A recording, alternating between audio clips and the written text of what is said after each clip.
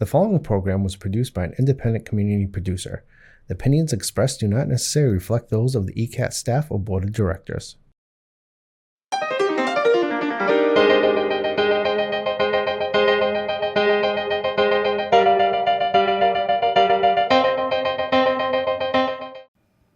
Hi, I'm Megan. And I'm Hannah. 2024 may be winding down, but the calendar at the Ames Free Library is full of events to help you get in the holiday spirit or escape the holiday stress. We're excited to once again be offering a variety of events as part of the festivities for the Lions Holiday Festival on Saturday, December 7th. Stop in at 11 a.m. or 2 p.m. for a ring-a-ling read-aloud. Enjoy soft and snowy books, join in on a jingling musical medley, and get your winter wiggles.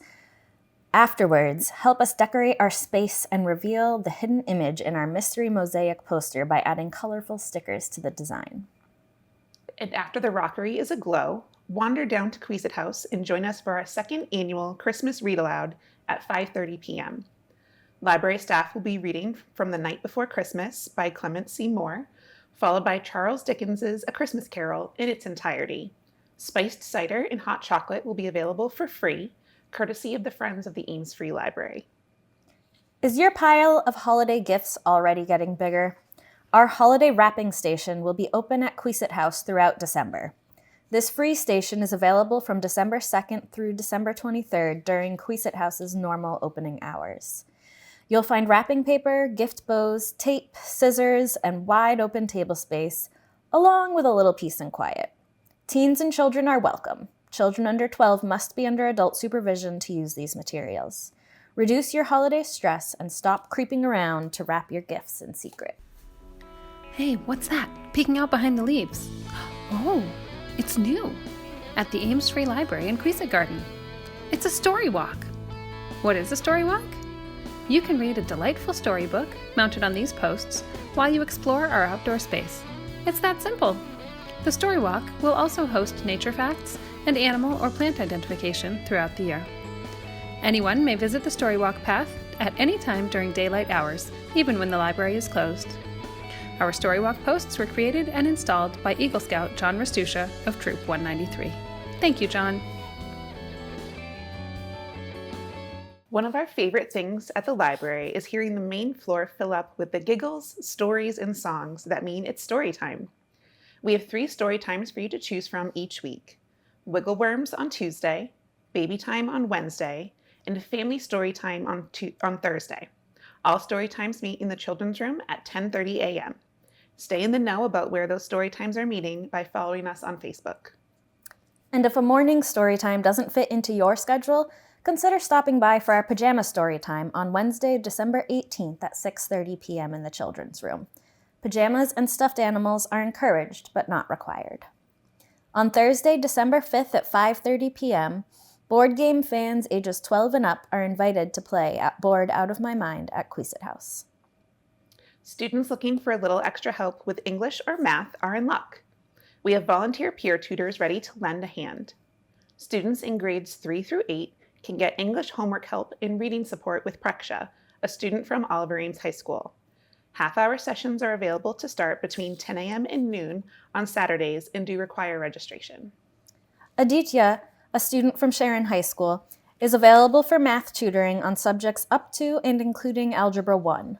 1-hour sessions are available to start between 1 o'clock p.m. and 3 o'clock p.m. on Saturdays and also require registration.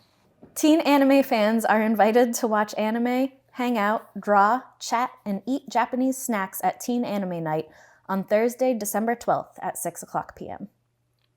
Always popular with adults, our Design with Dana crafting series has its next session on Tuesday, December 10th at 6 p.m. Or you can join our library beaters on Monday, December 23rd at 6 p.m. and share in the meditative act of creation. And for crafting with a side of technology, we have instruction on the library's Cricut cutting machine and the Adobe software suite on alternating Friday afternoons. Please note that these one-on-one sessions in Design with Dana do require advanced registration. Writers looking for inspiration and community are in luck.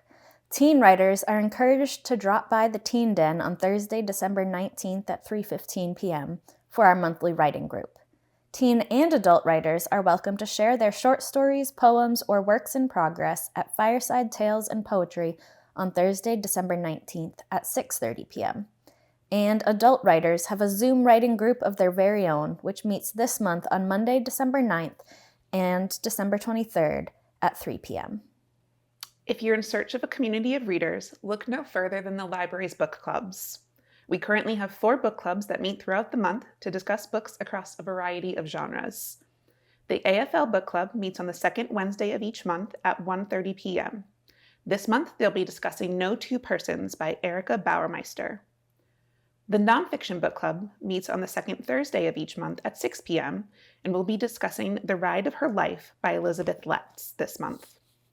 Our newest book club, the Fantastical Fiction Book Club, meets on the third Wednesday of each month at 6 p.m. Join them this month for a discussion of The Dark is Rising by Susan Cooper. And our long-running Mystery Book Club meets on the last Thursday of each month at 3 p.m. This month, we'll be chatting about The Evil Heart by Linda Castillo. And any lover of literature may enjoy our upcoming author talk. On Monday, December 16th, Easton author John Cady will visit Queeset House at 6:30 p.m. Mr. Cady has recently published the YA book Angela of Death and its sequel, Iron Sharpens Iron. He will discuss his writing and publishing process and will close with a reading from the book. The talk will be followed by a Q&A session and book selling and signing. This author talk is open to teens ages 13 and above and adults. No registration is required.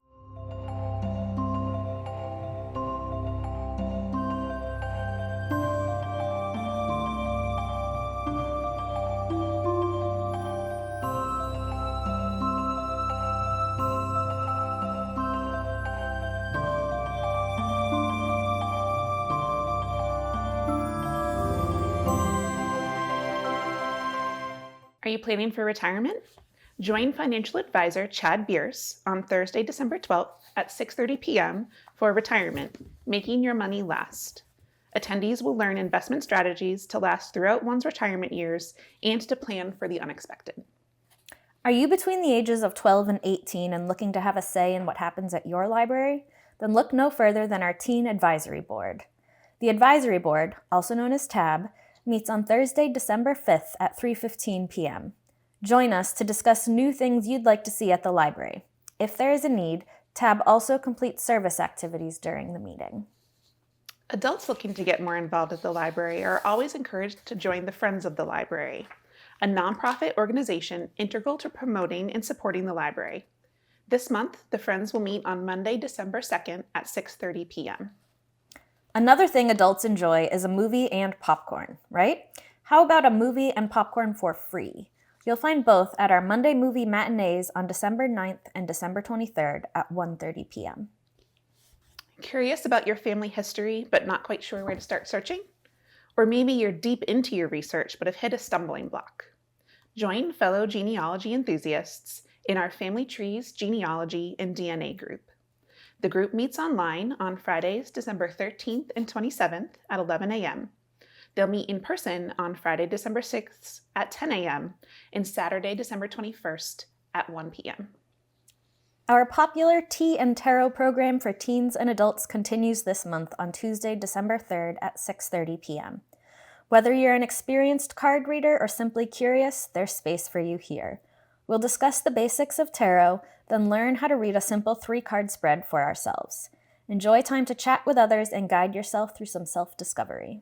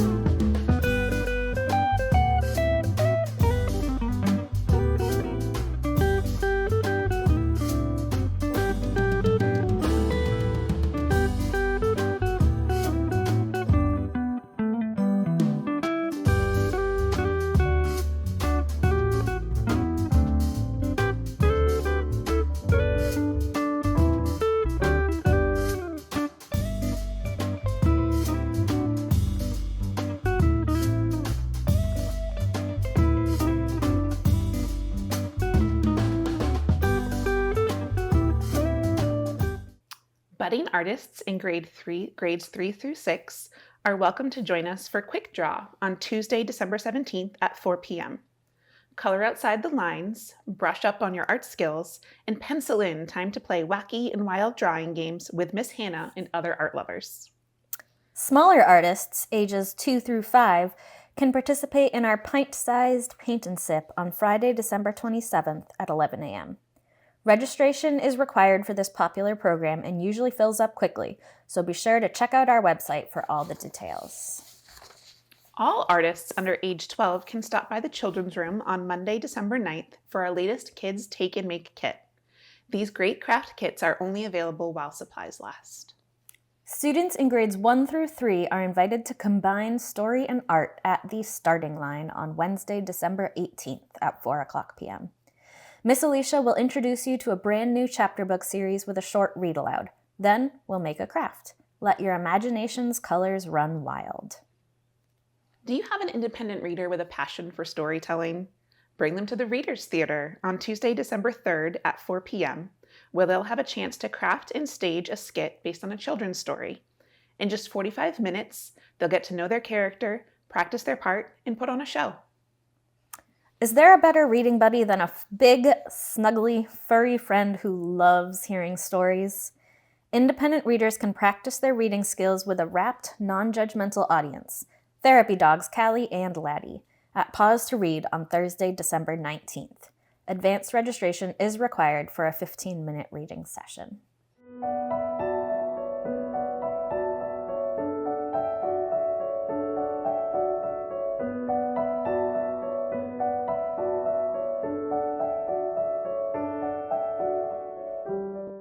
These programs and so much more are available when you visit us at the library at 53 Main Street. We're open from 9 a.m. to 8 p.m. Monday through Thursday, 9 a.m. to 5 p.m. on Friday, and 10 a.m. to 5 p.m. on Saturdays. And you can always find us online 24/7 on our website, amesfreelibrary.org. Welcome to Page Turners, our segment highlighting recent and upcoming releases.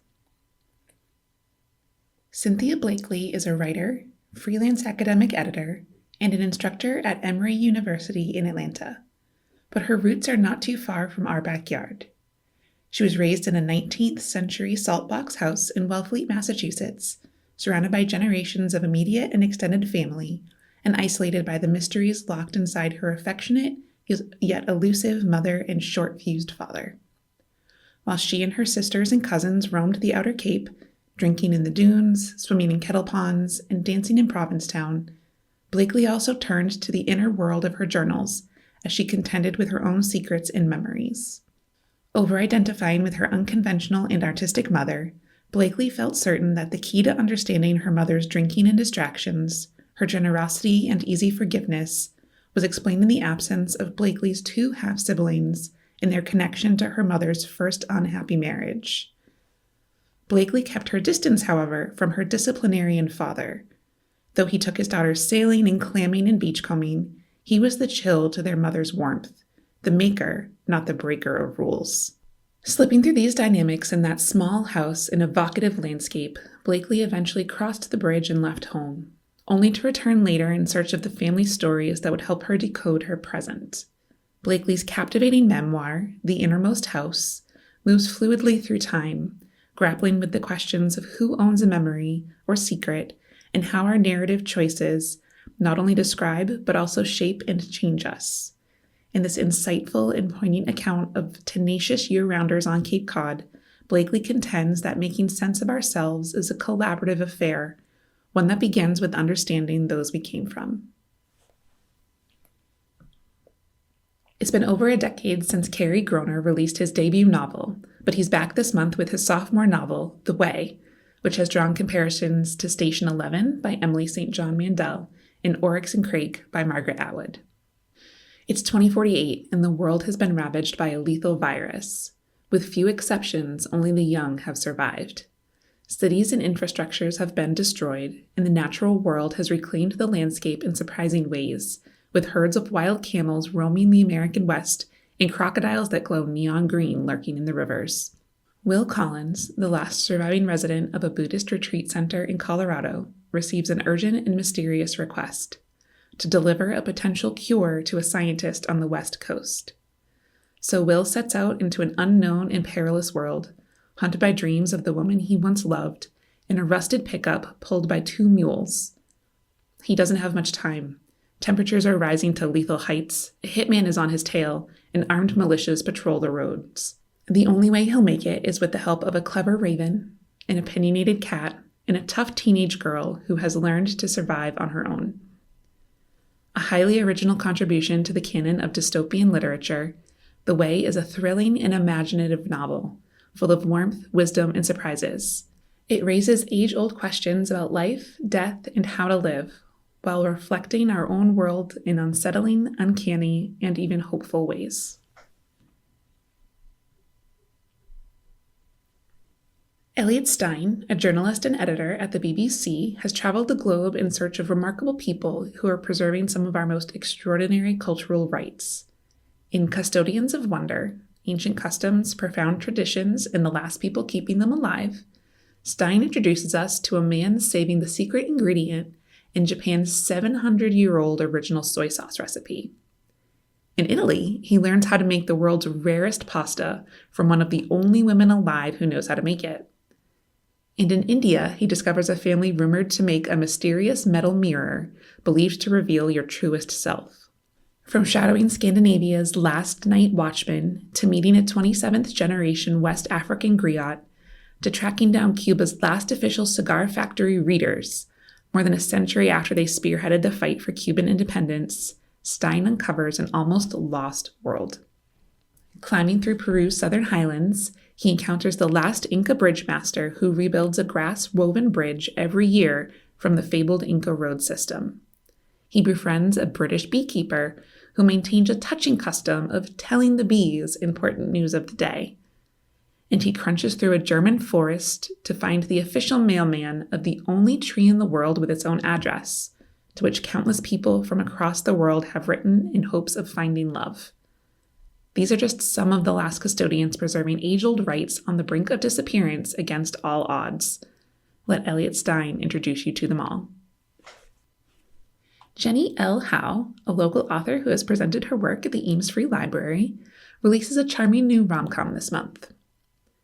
Dating as a plus-sized woman has been exhausting for Haley Berkshire. Sure, she's only 25, but she's been doing it for a decade, and she's beginning to think it's time for a sabbatical. It doesn't help that she's been madly in love with her best friend, Jack, for years, but one disastrous weekend in college taught her the hard way that they'll never be more than friends. With her sister's engagement celebration fast approaching, and her friends and family nagging her about her +1, Haley and Jack do what they do best: scheme. Haley agrees to let her friends and family set her up with 10 people, and she's sure that, once none of them prove to be good matches, her loved ones will finally let her fade into romantic retirement in peace. To her surprise, some of Haley's dates go better than expected, and for the first time in forever, she's actually having fun. Until Jack starts breaking all the rules they'd made to mend their friendship in college. He produces a laundry list of flaws for everyone she likes, crashes some of her nights out, and finally, shocks her by throwing himself into the mix. Dating Jack has always been the dream, but Haley is afraid of the reality. Is it worth risking her best friend for something that may have never been meant to be? If any of these titles sound interesting to you, be sure to put them on hold. You can place a hold right in the Sales mobile app, through the online catalog, or by giving us a call. And if you would like information about even more new titles hitting the shelves at the Ames Free Library, sign up for our monthly fiction and nonfiction newsletters.